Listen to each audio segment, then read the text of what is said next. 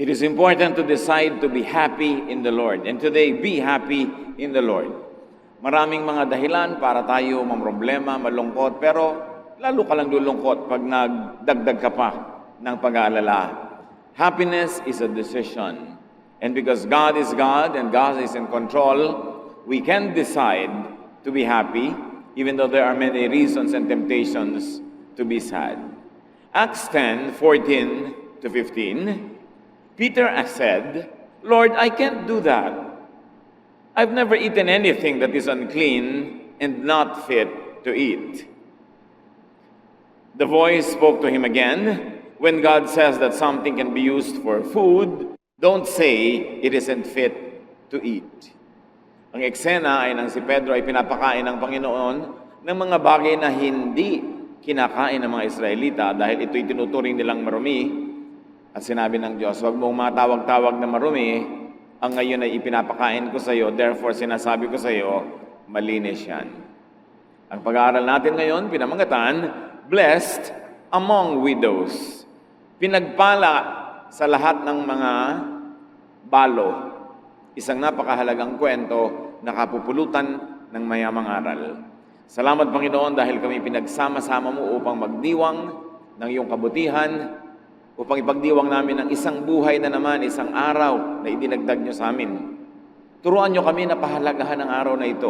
Huwag itong baliwalain, punuin ng reklamo at lungkot, kundi ito ipagdiwang at ipagsaya. At ngayon, dalangin namin, kausapin niyo po kami ng isang simpleng mensaheng makapagpapatibay na aming pananalig at makapagpapasaya sa aming buhay. Lead us, teach us, be our preacher. In the name of Jesus Christ, your Son, our Lord, our friend, we pray with thanksgiving. Unang Hari, 17, 1 hanggang 15. Si Elias ay isang propetang taga-Tisbe sa Gilead. Sinabi niya kay Ahab, "Saksi si Yahweh, ang buhay na Diyos ng Israel na aking pinaglilingkuran, hindi uulan, ni hindi magkakahamog sa mga darating na taon hanggat di ko sinasabi." Pagkatapos sinabi ni Yahweh kay Elias, "Umalis ka rito at magtago ka sa batis ng Karit, sa silangan ng Jordan. Maiinom mo ang tubig sa batis ng Karit, at may inutusan ako mga uwak na maghahatid sa iyo ng pagkain." Sinunod nga ni Elias ang sinabi ni Yahweh. Lumakad siya at nanirahan sa may batis ng Karit sa silangan ng Jordan. Umaga't hapon, may mga uwak na nagdadala sa kanya ng pagkain at sa batis naman siya umiinom. Ngunit dumating ang panahon na natuyo na rin ang batis. Kaya sinabi sa kanya ni Yahweh, "Umalis ka rito, pumunta ka sa Sarepta, sa lupain ng Sidon. May inutusan akong isang biyuda na magpapakain sa iyo roon." Pumunta nga siya roon at nang papasok na siya sa pintuan ng lungsod, nakita niya ang biyuda na namumulot ng panggatong. Sinabi niya sa babae, "Maaari po bang makiinom?" Aalis na ang babae upang ikuha siya ng tubig nang pahabol niyang sabihin, "Kung maaari, bigyan mo na rin ako ng kapirasong tinapay." Sumagot ang babae, "Saksi si Yahweh, ang inyong buhay na Diyos, na wala na kaming tinapay. Mayroon pa kaming kaunting harina at ilang patak ng langis. Namumulot nga ako ng panggatong upang lutuin iyon at makakain man lang kami ng anak ko bago kami mamatay." Sinabi sa kanya ni Elias, "Huwag ka mag-alala. Pumunta ka na at gawin mo ang iyong sinabi, ngunit ipagluto mo muna ako ng isang maliit na tinapay at pagkatapos magluto ka ng para sa inyo. Sapagkat ganito ang sabi ni Yahweh, Diyos ng Israel, hindi ninyo mauubos ang harina sa lalagyan at hindi rin matutuyo ang langis sa tapayan hanggat hindi sumapit ang takdang araw na papatakin na ni Yahweh ang ulan." Ginawa nga ng babae ang utos ni Elias at hindi naubos ang pagkain ni Elias at ng mag-ina sa loob ng maraming araw. Isang kagilagilalas na kwento na patuloy pa rin at maaaring maganap sa buhay natin ngayon. Isa-isahin natin at pulutan ng mga aral na maia-apply sa buhay natin ngayon. 1 Kings 17, 8-9. The Lord told Elijah, "Go to the town of Zarephath in Sidon and live there. I've told the widow in the town to give you food." Nabasa na natin ang unang kabanata ng kasaysayang ito. Si Elijah ay pinaalis ng Diyos doon sa kabayanan sapagkat ilang taon nang hindi umuulan. Walang ani, walang pagkain, walang tubig. Namamatay ang tao sa gutom. At sabi ng Diyos kay Elijah, pumunta ka doon sa batis ng karit, sa isang liblib na puok, yun ang iinumin mong tubig, at may mga inutusan ako mga uwak na magdadala sa iyo ng pagkain. Alam niyo ang mga uwak, paano sila nagkakaroon ng pagkain? Bigla-bigla na lang silang lumulusob sa mga pagkain, mga nakahain ng mga pindang, ng mga daing, mga pagkain ng mga tao, ninanakaw nila actually. Kaya ang mga uwak ay considered na unclean bird. Hindi kailanman kakainin ng mga Israelita ang anumang bagay na may kinalaman sa mga uwak, lalo't mga uwak ang nagdala. Pero sabi ng Diyos kay Elias, may mga inutusan akong uwak na araw-araw dadalhan ka ng pagkain. So God blessed Elijah through unclean birds. God now would bless Elijah through a foreigner, a non-Jew, and a widow at that. Dalawang panggagalingan ng pagpapala ng Diyos na sa karaniwang pag-iisip ay hindi aasahan na pwedeng gamitin ng Diyos at hindi tatanggapan ng mga relihiyosong Israelita dahil mga unclean o kaya ay foreigner, tapos balo pa. Na pagka sinabing balo nung unang panahon, 99%, ibig sabihin mahirap.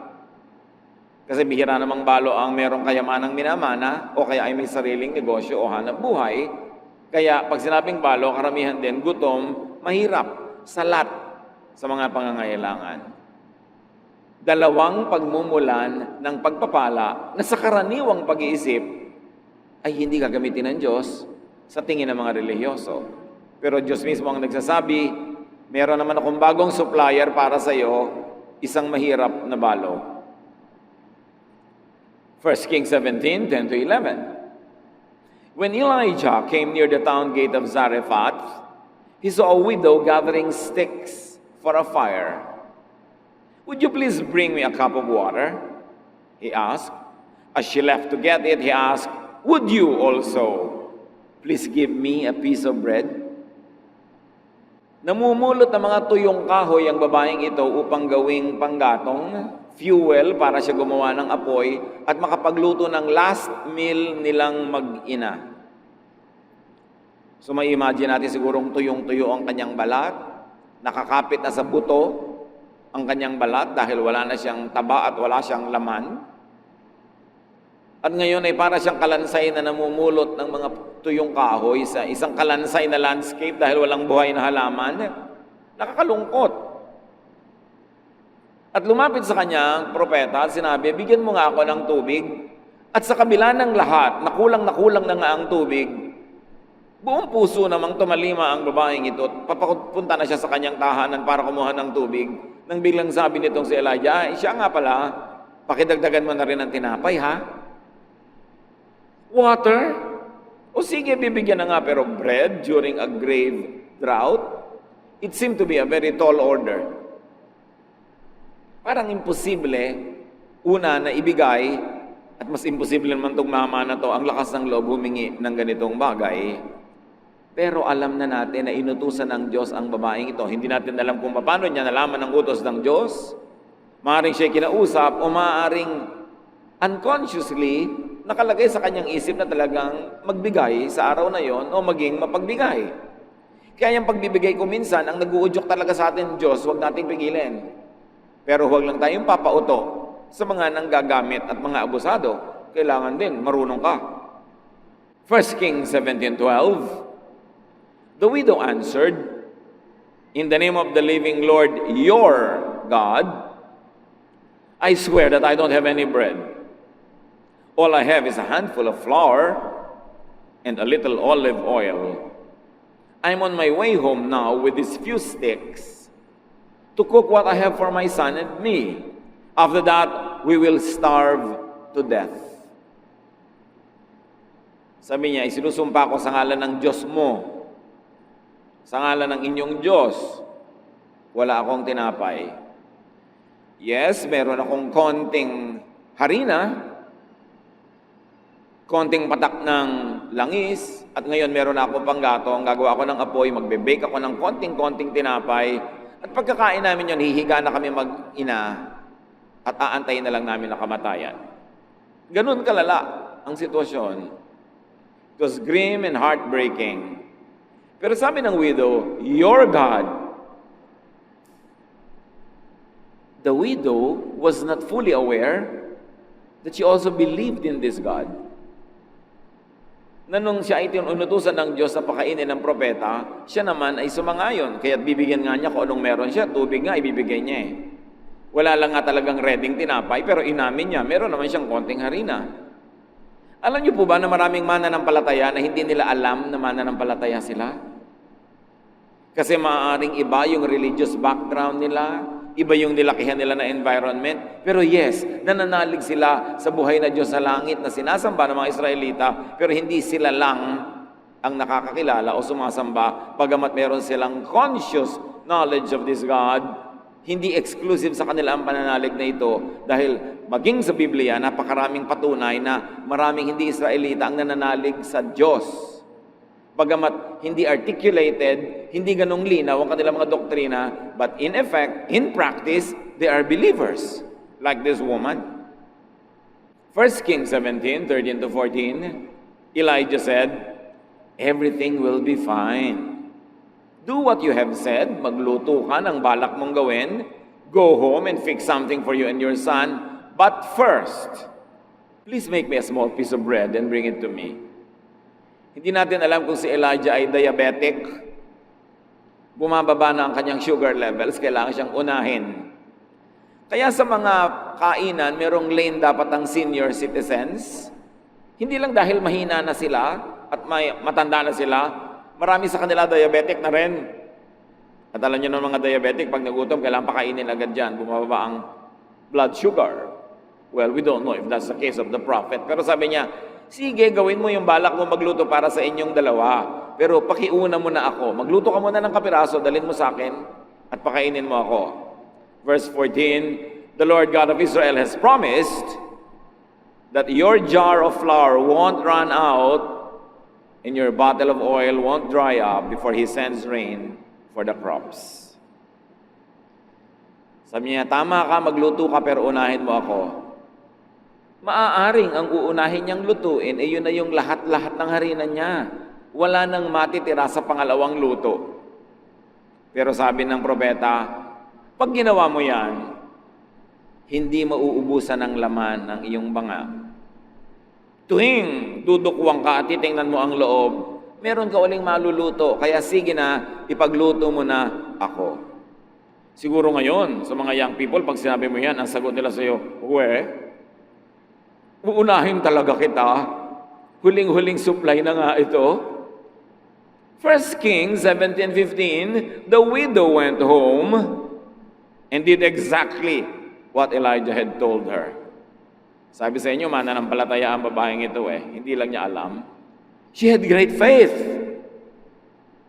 She was a believer, better than most people, na yung pananalig nila ay nakadoktrina, nakakwadro, nakasulat, nakadikit sa refrigerator, pero hindi naman ginagawa sa totoong buhay. Ang mga paniniwala nila ay malinaw na malinaw, ipinaglalaban, ipinagtatalo, nakikipagdigma sila at nakikipagdebate, pero sa totoong buhay, hindi naman sinusunod. Ang babaeng ito, hindi malinaw sa kanyang pananalig, hindi niya nga alam, mananalig pala siya Pero sa totoong buhay, she practices that faith. And at least, what she had was kindness.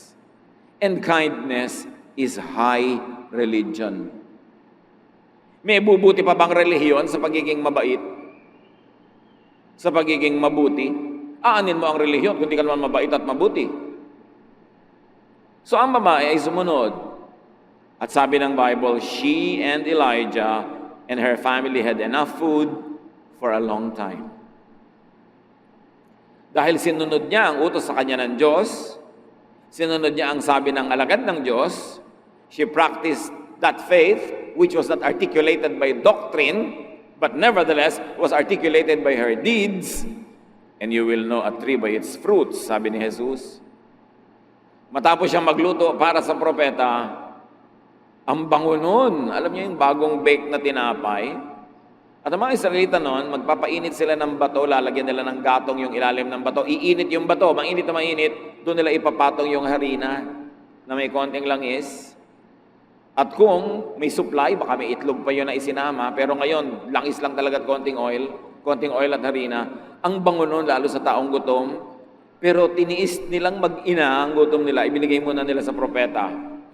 And lo and behold, natingnan niya uli ang kanyang banga, may bago na namang harina doon, nag-bake siya, at araw-araw, sa tinagal-tagal ng panahon, bago umulan at tumubo uli ang mga halaman at makarecover ang ekonomiya, yun ang naging pagkain nila. Kung ipinagkait niya, kung nakinig siya sa word, at naging selfish siya, meron siguro silang nakaing last meal, pero yes, last na talaga. So she was blessed among so many widows. Maraming aral, at natitiyak ko ngayon pa lang, na process na ng marami sa ating kanong aral, sa ating personal na buhay. Pero dagdagan pa natin. More blessings could await those who help God's chosen servants. That's what the story says. Mark 9:41, sabi ni Jesus, anyone who gives you a cup of water in my name, just because you belong to me, will surely be rewarded. Sino man daw na mag-aabot kahit man lang isang basong tubig sa kanyang mga alagad, dahil mga alagad sila, dahil naglilingkod sila sa Diyos, dahil instrumento sila ng Diyos, tiyak na magagantimpalaan. Ang babaeng ito, hindi lang tubig, pati yung huling tinapay, ibinigay pa niya. Kaya kutakot-takot na tinapay ang naging kapalit. Isang aral is that more blessings could await those who help others, even though they themselves are also needy. Ang pagbibigay sa kapwa sa panahon ng sagana ay maganda. Pero hindi ka hanga-hanga kasi sagana naman eh. Pero ang pagbibigay sa kapwa sa panahon ng pangangailangan, ng kagipitan, ng kasalatan, dakilang pananalig. Pananalig sa ano? Pananalig kanino? Pananalig sa Diyos. Na pag gumagawa ka ng mabuti, kahit sa panahong nangangailangan ka, nakikita yun ng Diyos, at Diyos ang siya magpapalit ng iyong mga ibinibigay, Diyos ang siya magbibigay naman sa iyo. Because you cannot give what you never received at first. Ano man ang ating ibinibigay ay natanggap na muna natin mula sa Diyos, kasi kung hindi ka binigyan ng Diyos, anong ibibigay mo? You were born into the world with nothing. And you will go out of this world with nothing. Wala namang ipinanganak na may dala ng ari-arian, kayamanan, etc.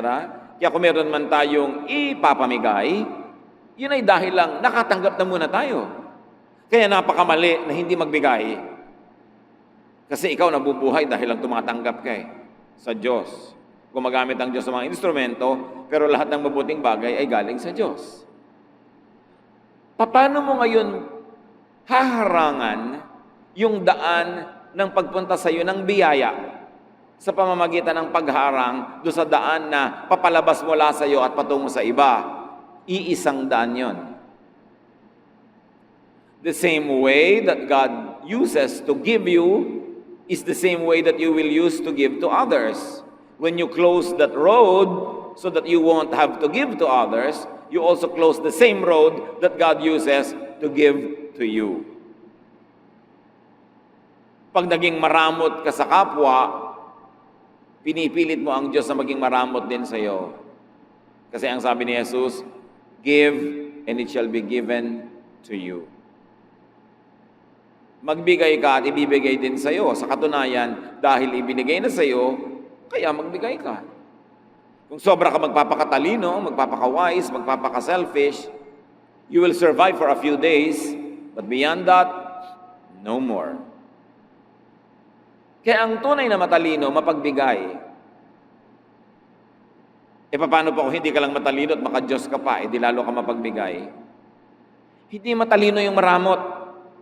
Akala ng iba, katalinuhan yun, be wise. No.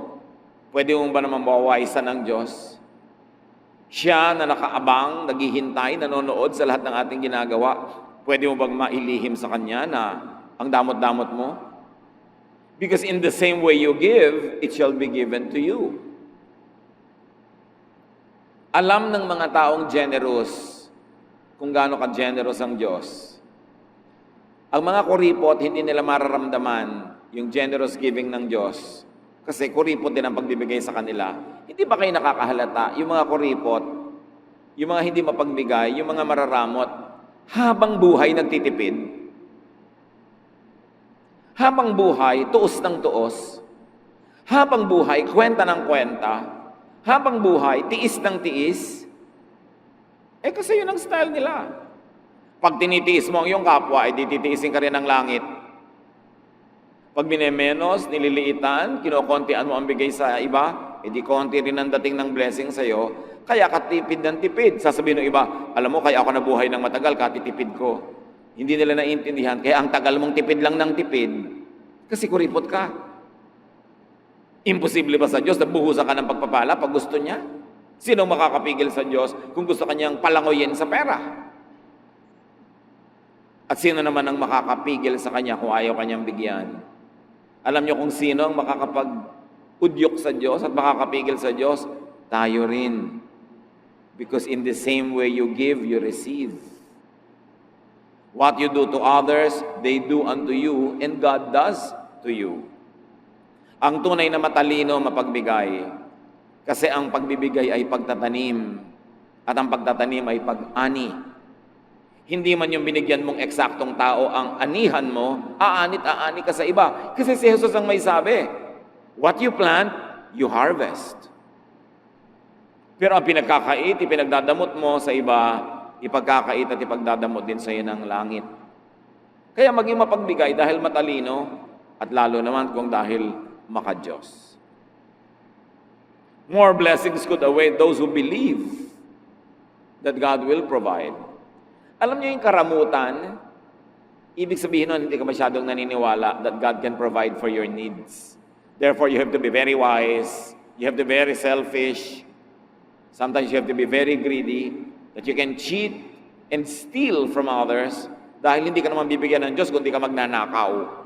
Hindi ka papakainin ng Diyos kung hindi ka magiging makasarili. Yun ang sinasabi ng mararamot.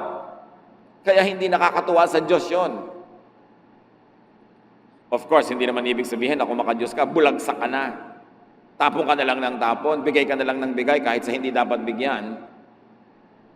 But do not let needs and famines scare you. Do not let needs and famines take away your humanity and kindness away. Yes, merong panahon ng taggutom, pero Diyos pa rin ang Diyos sa panahon na yon.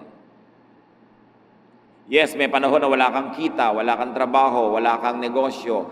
Yes, may panahon na lugi ka. Yes, may panahon na salat at kulang na kulang ka. Pero ang Diyos ay nakaupo pa rin sa kanyang trono at siya pa rin ang Diyos.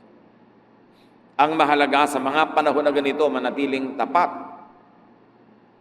manatiling nananalig, at manatiling mabait. Hindi sapat na dahilan ng ating mga kasalatan at pangangailangan para tayo maging maramot at masama sa kapwa. Ang tunay na nananalig, you will be good in spite of needs, in spite of wants, in spite of poverty. Hindi ka bayanihan sa mayaman na magbigay kasi hindi naman niya babawasan ang pagkain sa plato niya. Bagamat kabutihan yon. Pero kabayanihan sa taong kokonti na yung pagkain niya, sasaluhan pa niya ang iba. Sa palagay nyo, hindi yun nakukwenta ng Diyos? Hindi yun nakikita ng Diyos. Kaya ang karukhaan ng pangangailangan ng paghihirap ay napakalaking tukso. Akala ng iba, ang tukso lang isang babaeng nakabikini na nakaupo sa malaking plato. O isang gwapong lalaking nakatrunks at kikindat-kindat sa'yo. Laging yun lang ang tukso. No! Ang kahirapan ay kasalatan ay napakalaking tukso na maging maramot. Na maging makasarili. Tukso rin yun. At yung pagyaman, malaki ring tukso. Kasi yung yumayaman, lalong gustong yumaman. Kaya napapansin nyo, mas yumayaman, marami, mas kumukuripot pa. Kasi tuwang-tuwa siyang dumadami yung iniipon niya, nagiging Diyos na niya yon. Tukso rin yon. Maraming tukso. Pero kung nakafocus ka sa Diyos, hindi ka malilito ng ganito mga bagay. So this widow was really a believer, though she was not an Israelite. But she was better than all of those Israelites at the time because she was the only widow blessed by God during that famine. Not one widow in Israel was blessed. So be discerning. Yes, be good, but be discerning even in dispensing kindness. Hindi ibig sabihin ng kabaitan ay kawalan ng talino. Alam niyo naman, sabi nila, kapatid ng kabaitan ang kablangkan. Madalas talaga nakakalito yung dalawang yon, kung mabait ka ba o blank. Pero ang tunay na makadiyos, mabait pero matalino. Be discerning in dispensing kindness, especially to religious opportunists. Marami mga oportunistang relihiyoso gagamitin ang verse na ito para katasan ang mga widows, katasan ang mga mahihirap, makuha ang mga pera nila, mapunta sa isang bundat na bundat, busog na busog, at ang yaman-yaman ng mga relihiyosong leaders. So matalino ka rin, and be discerning, especially in entrusting scarce resources to others. Konti na nga yung resources mo, yes, nagbigay yung babae, pero hindi kahit kanino na lang, ibinigay naman niya dun sa propeta na sinabi ng Diyos ay bigyan niya. Matthew 10:16, sabi ni Jesus, be as wise as snakes and as innocent as doves. So kailangan wise ka, kung mananampalataya ka, hindi ka blank. Hindi ko mo mananampalataya ka, blank ka na. Dapat matalino ka. Kailangan nag-iisip ka, hindi ka basta bigay ng bigay. Pinag-iisipan, ipinapanalangin. Pero ayon sa udyok ng Espiritong Banal, we become generous. Belief in God is not limited to those with religious awareness. Nakita niyo yon? Wala namang masyadong sinabing religious awareness ang babaeng ito. Pero ang pananalig niya, platinum. Kasi nakikita sa gawa. Ang tunay na pananalig ay nakikita sa gawa, hindi sa salita, hindi sa doktrina, hindi sa laki o version ng Biblia na hawak mo, kundi sa gawa. Kaya maraming mga tao hindi relihiyoso sa biglang tingin, pero mas spiritual pa kaysa sa mga relihiyoso dahil sa gawa. By their deeds you will know them, sabi sa Bible. By their fruits you will know them if they are children of God. And apparently, very clearly in this story at least, and in many more other stories, God's blessing is not limited to Israel or to Israelites. God's blessing is not limited to certain persons or groups of persons. Walang limitasyon kung sino ang pwedeng pagpalain ng Diyos. Hindi garantisado na pag relihiyoso ka, blessed ka na. At meron naman mga hindi relihiyoso na be-bless. Luke 4:25-28, sabi mismo ni Jesus, isa sa mga konting kwento sa Old Testament na kinote ni Jesus, once during the time of Elijah, there was no rain for 3.5 years. And people everywhere were starving. There were many widows in Israel, but Elijah was sent only to a widow in the town of Zarephath near the city of Sidon. When the people in the meeting place heard Jesus say this, they became so angry. Nangangaral si Jesus sa loob ng bahay dalanginan nang inungkat niya ang kwento ng babaeng ito. Sabi niya, alam niyo noong unang panahon, 3 kalahating taong walang ulan Anong klaseng El Nino yan? Ang tagal. Drought. Pag may drought, walang tubig. Pag walang tubig, walang halaman. Pag walang halaman, walang kakainin ng sino man. 3.5 years. Kung may itinago ka man, ubus na dahil 3.5 years. Sabi niya, wala ni isang babaeng balo sa Israel na pinagpala at pinili ang Diyos, kundi ang babaeng ito na taga Sidon, meaning Gentile, hindi Israelite. Sabi ganon, siya lang ang pinagpala ng Diyos. Nagalit ang mga banal at relihiyosong Israelita na nakikinig noon sa sermon ni Jesus. Bakit sila nagalit?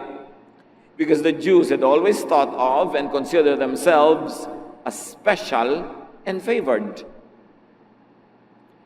Sobra na nilang napapaniwala ang kanilang mga sarili na napaka-espesyal nila sa Diyos. Sila lang ang mahal ng Diyos, sila lang ang anak ng Diyos, sila lang ang itinangi ng Diyos. At yan ay binasag ni Jesus sa napakaraming pagkakataon. Ipinamukha niya sa mga Israelita, you are not as special as you think. At sabi ni John the Baptist, kahit ang mga batong ito, pwedeng gawin ng Diyos na tagasamba sa Kanya kung kayo mga Israelita hindi sumasamba. Sobra kasing naging ethnocentric ang mga Israelites. Sobrang yumabang sila. Sila lang ang blessed. At sabi ni Jesus, alam niyo ba? 3.5 years, not one widow in Israel was blessed, but this outsider was blessed. Because God blesses whom He likes to bless. Hindi mo pwedeng limitahan ng Diyos na yung gusto mo lang i-bless niya, ang i-bless niya. The Lord told Moses that He has pity and mercy on anyone He wants to. Kung sino man ang maibigan ng Diyos sa kaawaan, tulungan, sino ang makakapigil sa Kanya. So God can bless you because, maganda yon, na pagpapala ka dahil bagay ka, karapat-dapat ka, marami kang ginagawang mabuti, religyoso ka, etc. But God can bless you in spite of. Yes, pwede kang pagpalain ng Diyos dahil bagay ka, at pwede kang pagpalain ng Diyos kahit di ka bagay pagpalain, lalo sa tingin ng iba. God can bless you anyhow, anyway. Ganun kahiwaga ang Diyos. At kahit nagugutom ang buong bayan, God can bless you if God likes to bless you. Kahit huling harina mo na yon, pwede niyang dagdagan kung gusto niya. Luke 1:37, nothing is impossible for God. Walang imposible. Kaya pagka meron tayong mga suliranin, meron tayong mga pangangailangan, huwag kayo dun tumitig. Ang titigan nyo yung Diyos na kayang lutasin ng ating mga suliranin. Pag meron kang pangangailangan, ang titigan mo yung Diyos na kayang magbigay. Pag may kinakatakutan ka, ang Diyos ang tingnan mo na siyang nagbibigay sa iyo ng proteksyon laban sa iyong kinakatakutan.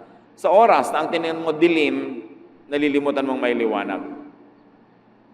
Pag ang pinakuan mo ng mata ay problema, nalilimutan mong may solusyon. Lahat ng problema may katapat na solusyon. Pero pastor, wala pong solusyon ang problema ko. Eh di hindi problema yon. Kasi pag may problema, may solusyon. Yun ang ibig sabihin ng problema. Pag walang solusyon, hindi problema, huwag mong problemahin, tanggapin mo. Kaya naman kumisa nahihirapan ka, pinoproblema mo ang hindi problema. Halimbawa, ang height ko lang po, 3 feet and 2 inches. Problema ba yan? Anong solusyon? Wala po. Di hindi problema, tanggapin mo. Tumungtong ka na lang sa bangko. Ba't mo pinoproblema? Hindi pala problema dahil walang solusyon. Ngayon, kung may solusyon, yun ang problemahin mo. Tumingi ka sa Diyos ang lakas na malutas yan. Walang hindi kaya ang Diyos. Mark 9:23, if you can, said Jesus, everything is possible for one who believes. Bakit may nangyayari sa iba at sa iba wala? Maraming dahilan. Maaring hindi ng kalooban ng Diyos para sa kanila, maaring hindi pa yun ang panahon. Pero, ang pinakamalaking dahilan ay ang ating personal na pananalig. Sabi dito ng mga humihingi ng himala kay Diyos, kay Jesus, kung kakayanin niyo po, kakayanin ninyo, natulungan kami. At sabi ni Jesus, kung kaya ko, siyempre kaya ko. Pero hindi yung kaya ko pinag-uusapan. Ang pinag-uusapan ay, nananalig ka ba? Given na kaya ng Diyos. Pero hindi como kaya ng Diyos ay gagawin ng Diyos kung wala ka namang pananalig. So yung pananalig mo ang susi na magbubukas sa lock ng pagpapala ng Diyos. Yes, may pagpapala sa loob. Meron, kaya niya. Pero ang magbubukas doon ang iyong pananalig. Kaya kailangan nananalig. What are your needs? Tulad ng babaeng yan, may mga pangangailangan tayong lahat. Ewan lang kung merong mas sisidhi pa sa pangangailangan niya, nakakain na sila ng huli nilang pagkain mag-ina at mamamatay na sila. Ewan kung may makakaproduce ng mas malalapad dyan at wala. Therefore, may solusyon ang needs na yan. Nakakita na ba kayo ng banga na hindi naubusan ng laman? Huwag niyong masabi-sabing wala dahil kakatingin-tingin lang natin. Meron. At kung nakabukasan yung spiritual eyes, you must have seen it already. Hindi ito kwentong kutsero. Hindi ito kwentong barbero. Ito ay Biblia na pinag-uusapan natin. Salita ng Diyos. Merong banga na hindi nawawala ng laman. At yung bangang yon, pwedeng banga mo sa bahay. Sa katunayan, baka nga kaya buhay ka pa ngayong kapatid kasi hindi naubos-ubos yung banga. Hindi mo lang nahahalata na pinagpapala ka ng Diyos. Kasi kung hindi ka pinagpapala ng Diyos, dapat matagal ka ng patay. Dapat matagal ka nang namatay sa gutom, nasagasaan ka na ng lahat ng tricycle at tren at kotse, sa lahat ng pagtawid mo sa lansangan, nahulog ka na sa lahat ng kalsada, nalunod ka na sa lahat ng swimming pool, nalason ka na sa lahat ng pinagkakakain mo sa mga tabi-tabi. Buhay ka pa nga, hindi ka ba malaking himala ng Diyos? Tapos nalilimutan natin, yes, himala tayo ng Diyos. Kailangan pa ba talagang may mga trompeta ng anghel, mga kulog at kidlat at mga kampana para malaman mo naghihimala sa buhay mo ang Diyos? And most of the time, we are ungrateful, blind to the blessings of God dahil hindi tayo nakatingin. O pagtingin mo, mayroong laman, sabi mo, ay, walang palaman. Walang dressing. Nalilimutan natin kasi kuminsan yung pagpapala kasi ang hinahanap natin yung icing, ang laki-laki ng cake na nasa harap mo. Nandito pa tayong lahat dahil katulad tayo ng babaeng ito. Up to this moment, at the very least, hindi na ubusan ang banga nyo. Kahit mga kuminsan napakaburara natin, napakapabaya, kuminsan hindi maingat, pero ayan, buhay pa rin tayong lahat. God can bless you. And remember this, God can bless you even through ravens. Kahit unconventional at unclean, maruruming mga uwak, ginamit ng Diyos para kahit panandalian, buhayin yung kanyang anak na walang makain. So, hindi na kailangan magselan-selan ka, lalo sa panahon ng pangangailangan. Nauunawaan niya ng Diyos at may ganap at sapat na mga halimbawa sa Biblia. Ang Diyos nga nagsalita sa pamamagitan ng isang donkey. Pinagpala ng Diyos ang mga spies ng Israel through a prostitute, Rahab. Marami mga relihiyoso ngayon, mas maselan pa doon sa mga karakter sa Bible na pinagpala talaga ng Diyos. Meron pa, walang katrabaho sa buhay, tapos may nag-alok, kaya lang may trabaho pag linggo. Ayaw payagan ng kanyang religious leader na magtrabaho dahil linggo kailangan nasa church. Namamatay ka na nga sa gutom, hindi ka pa tatanggap ng trabaho, di magsimba ka pag Miyerkules, pag Huwebes, pag Sabado. Tatanggihan mo yon? Meron pa nga nagtatanong, paano po yan? Nagtatrabaho po ako sa ganito, ganun. Nasabi po ng leader namin, hindi daw banal yung pabrika na yon, hindi daw banal yung trabaho na yun. May iba ka bang choice ngayon? Wala nga po. Di binibigay sa'yo ng Diyos yan para ka mabuhay kahit panandali. Di maghanap ka ng iba. Pero habang hindi ka nakakahanap, ang gusto mo, magpakamatay ka sa gutom. Patayin mo mga anak mo nakaasa sa'yo dahil ang banal-banal mo. Itong ang propeta, pinakain through these ravens. And this prophet, a man, was fed by a widow. Meron bang imposible sa Diyos kung gusto kanyang pagpalain? Kaya sabi ni Pedro, hindi po ako makakakain yung mga yan, marumi. At sabi ng Diyos, wag na wag mong matatawag na marumi ang ipinapakain ko sa iyo. Ako ang nagpapakain. The earth is the Lord's and everything in it. And no one can and should stop God to bless you. Kahit yung pagiging maselan mo na may relihiyoso, meron kang dapat tanggapin, lalo sa oras ng kagipitan, at tanggapin mo yon na nanggagaling sa amang umuunawa at nagmamahal sa iyo. Galit na galit ang mga Bible-based Christians sa mga puon-puonan, sa mga idols, sa mga Diyos-Diyosan. Pero yun ay yun lang mga Diyos-Diyosan na rebultong kahoy, or chalk, or calendar, o picture. Pero maraming born-again Christians, evangelical Christians, pero ding puon-puonan at mga imahen. Ano yon? Mga doktrina tungkol sa Diyos na hindi tumpak. A misrepresentation of God through very narrow doctrines is also an idol. Because the definition of an idol is a misrepresentation of God. So when you misrepresent God, make God angrier than He is, make God look more strict than He is, you are actually creating an idol and you are worshiping an idol. Parehong bawal lang yun. Isang galit na galit ka sa rebultong kahoy, rebultong bato, pero may rebulto ka wala sa utak mo, doktrina tungkol sa Diyos na mali.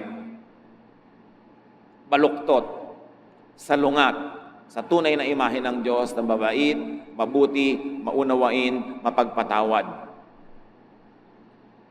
So, you could be blessed by God even through an unlikely source. May nagtatanong pa, paano po pag may nag-donate ng tithe ng napanalunan niya sa loto, tatanggapin niyo po ba? Sabi ko, aba, yes, dalian. Galing po sa loto. Galing po sa kanino lahat ang pera sa mundo? Ibig mo sabihin, examining ko pa ang lahat ng nagtatithe dito? Nasa Diyos yun at nasa nagbibigay. At kung galing man sa hindi maganda, dahil ibinigay niya sa maganda, di gumanda. Hindi ba galing din tayo sa dilim, hinugod sa dilim? Galing din tayo sa hindi maganda? Pero dahil sa Panginoon, gumanda ang situation natin. Lahat na papaganda ayon sa puso at ayon sa layunin. Huwag sobrang maselan. Wala nang ang trabaho, magbibitiw pa sa trabaho dahil sa religious arte. Lalo kung may pananagutan ka, may mga pakainin ka sa buhay mo, tanggapin mo yan bilang pagpapala sa Diyos. At kung hindi ka masyadong komportable, di maghanap ka ng iba. Pero habang wala pa, bakit ka naman tatalon from the frying pan to the fire? Na nasa banig, lilipat sa sahig, sabi ng matatanda. Don't be so squeamish. Minsan, mas baselan pa tayo sa Diyos. Mas banal pa tayo sa Diyos.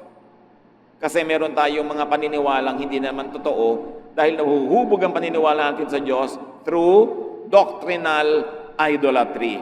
Idols din yun. Dapat din yung basagin. Dapat ipakilala ang Diyos kung sino talaga siya at kung paano siya nagpakilala sa Biblia. Hindi lang siya isang snapshot. Yes, there were moments when God was strict. There were moments when God was angry, but those were just snapshots. Parang snapshot ng balance nyo sa bangko. Hindi ko may laman yun. Nung nag-apply kayo ng visa, ibig sabihin may laman pa yun ngayon. Di ba? Naiiba-iba rin yun. Maraming snapshots ang Diyos. Hindi siya pwedeng ikulong sa isang snapshot lang. Dapat malawak ang pagtingin mo sa Kanya kasing lawak ng presentation ng buong Biblia sa Kanya. Don't limit God.